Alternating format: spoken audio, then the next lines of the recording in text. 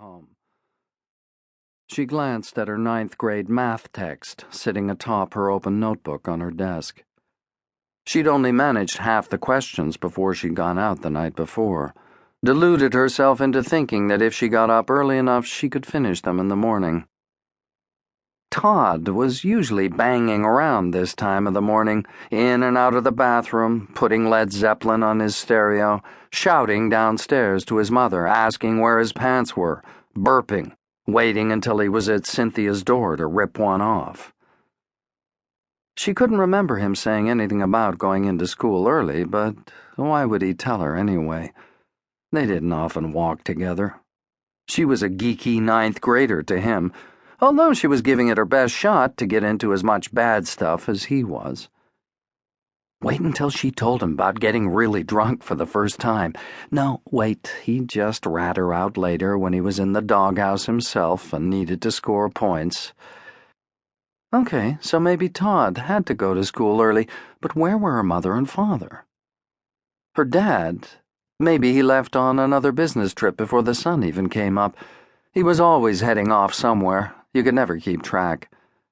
Too bad he hadn't been away the night before. And her mother, maybe she'd driven Todd to school or something.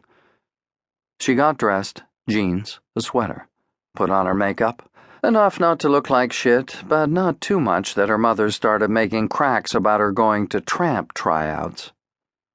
When she got to the kitchen, she just stood there. There were no cereal boxes out, no juice, no coffee in the coffee maker, no plates out, no bread in the toaster, no mugs, no bowl with a trace of milk and soggy Rice Krispies in the sink. The kitchen looked exactly as it had after her mother had cleaned up from dinner the night before. Cynthia glanced about for a note. Her mom was big about leaving notes when she had to go out, even when she was angry. A long enough note to say, "On your own today," or "Make yourself some eggs, have to drive Todd," or just "back later." If she was really angry, instead of signing off with "Love Mom," she'd write "L Mom." There was no note. Cynthia worked up the nerve to shout, "Mom?" Her own voice suddenly sounded strange to her. Maybe because there was something in it she didn't want to recognize.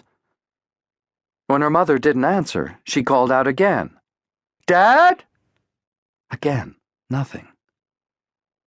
This, she surmised, must be her punishment. She'd pissed off her parents, disappointed them, and now they were going to act like she didn't exist. Silent treatment, on a nuclear scale. Okay, she could deal with that. It beat a huge confrontation first thing in the morning. Cynthia didn't feel she could keep down any breakfast, so she grabbed the school book she needed and headed out the door.